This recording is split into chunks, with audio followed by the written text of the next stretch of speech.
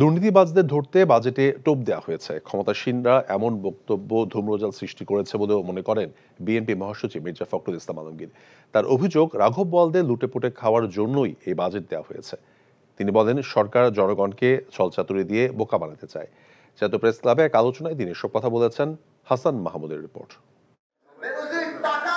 মহান মুক্তি সংগ্রামের অন্যতম সংগঠক সিরাজুল আলম খানের প্রথম মৃত্যুবার্ষিকী উপলক্ষে জাতীয় সমাজতান্ত্রিক দল এই স্মরণ সভার আয়োজন করে। আলোচনায় মির্জা ফখরুল ইসলাম আলমগীর অভিযোগ করেন, বাকশালী কায়দায় দেশকে একদলীয় শাসনে নিয়ে যেতে চায় ক্ষমতাসীনরা।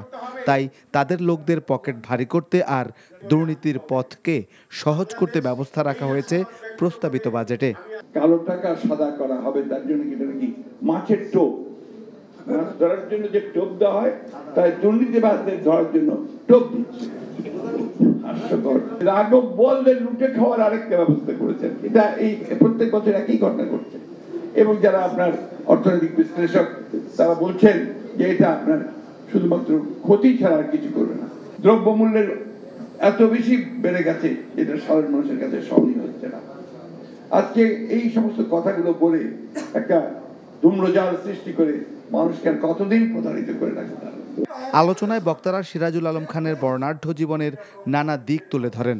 অভিযোগ করেন, আওয়ামী লীগ গুণী মানুষদের কদর দিতে জানে না, বরং সব ক্ষেত্রে তারা অনিয়মকেই পাকাপোক্ত করেছে।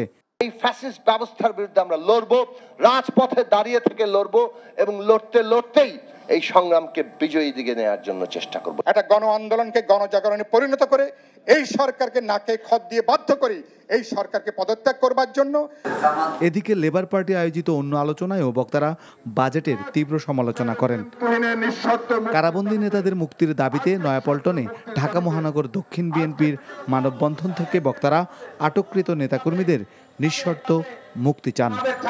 Hasan Mahmud, NTV news, Dhaka.